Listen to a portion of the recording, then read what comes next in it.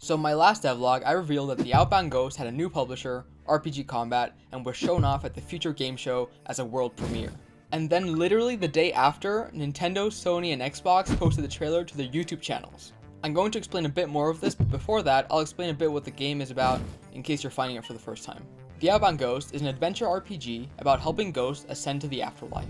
The town of Outbound is quite literally a ghost town, a home to troubled specters with unresolved earthly issues, condemning them to an eternity haunting their old haunts. There is a light at the end of the tunnel, however. If ghosts manage to come to terms with their past life, they can ascend to the afterlife, but as your silent protagonist is amnesiac, it's hard to know what wrongs to right if you don't even remember them. You fight materialized forms of your memories using figments of your imagination, each representing a part of yourself that was lost when you became amnesiac.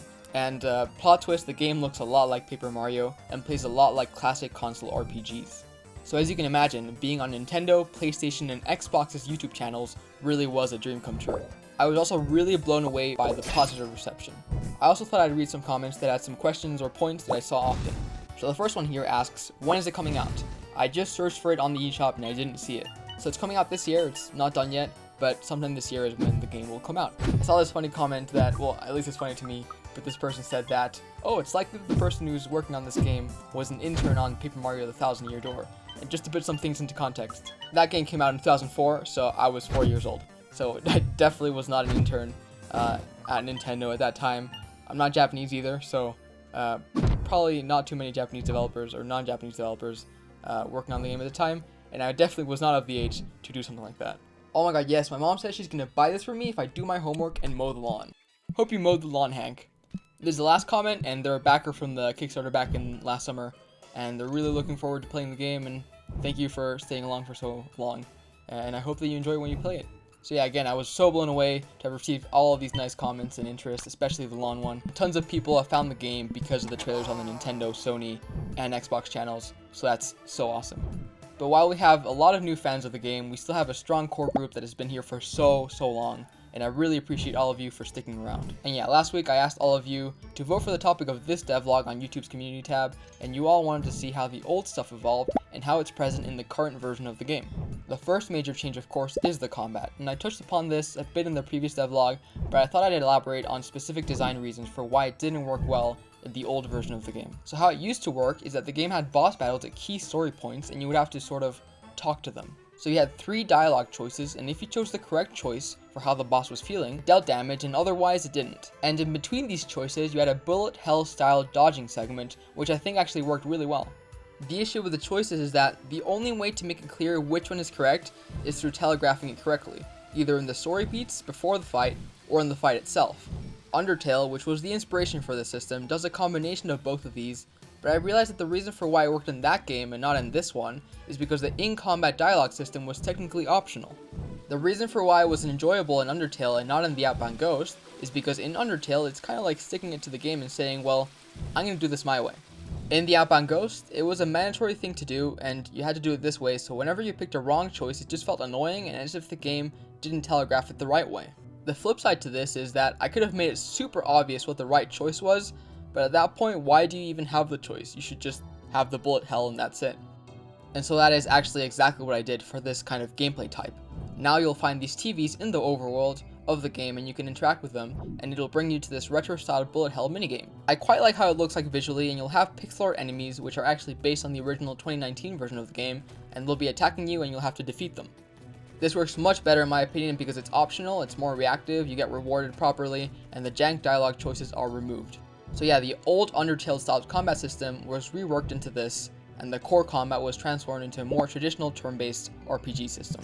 I think this works much better, and I'm really happy to see how it's turning out, and it's much better pacing wise, and it's just much more enjoyable altogether. Another aspect of the game that was changed was the story and the level design. Obviously, now that we have the overworld combat encounters, the level design has to be changed to account for that. You can't just plop them into the old levels because that will result in weird placements that will make for bad and unfair level design. So since I was going to redo them all, I took the opportunity to make the levels much more vertical as well. This is not only cooler, but makes backtracking much better.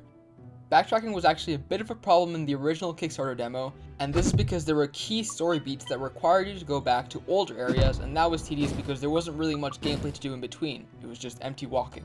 So the core of the story is exactly the same, but it was altered a bit to have less of this backtracking, and the new level design helps this a lot more, and the areas are much more interconnected now.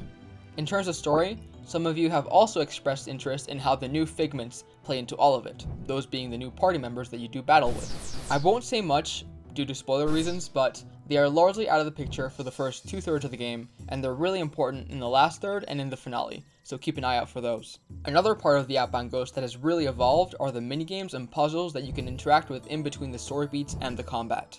The one that turned out the best in my opinion is the new lockpicking system. Previously it looked like this. So as you can see, the visuals are more realistic, it's gritty but not in a stylized way. And so recently I overhauled the code for the minigame, so now it looks like this. And as you can see, at least gameplay wise, it's much less janky and more stylized, but it lacks some of the visual flair of the old system. So recently Adam, the brand director of my games publisher, which is Girabox, made a mock-up of what this would look like if it retained the new perspective with some more stylized graphics. In my opinion, it looks fantastic. I think this is the perfect combination of the old and the new systems, and I can't wait to implement it. And riffing off of that, it's not the in-game stuff only that has seen an overhaul, the whole production side of the development of the Outbound Ghost is much improved as well. The same team members remain and are as involved as ever. Kimo is making tons of amazing music, and actually all of the music that you hear in the background of this video is made by him for the game. And Clay is going really strong with all the new enemies and apparitions. He's making more art now than ever before with the new battle system, and the new enemies look amazing. They're some of my favorite art in the whole game. There's also tons of them that I haven't shown off yet, so keep an eye out for those in the next devlogs. In terms of publishers, it's been great having Digerati support the game in various ways, like getting the game showcased in places that I would have never been able to alone, and also being involved more directly, as I explained with the lockpicking system. Crescent Moon Games is still on board as well, so they're doing the mobile versions of the game, so if you've been waiting for those, there's nothing to worry about. It's been really interesting working with two publishers at once, even before the game has come out. I don't know of many indie games that are in this situation, but the game is really benefiting from the extra support in my opinion, so this is a great thing. But yeah, that's it for this week's devlog. Lots of crazy stuff happening, and if you want to keep up to date, I recommend you subscribe. You can see the devlogs when they come out really easily, and I'll see you all next time. Bye!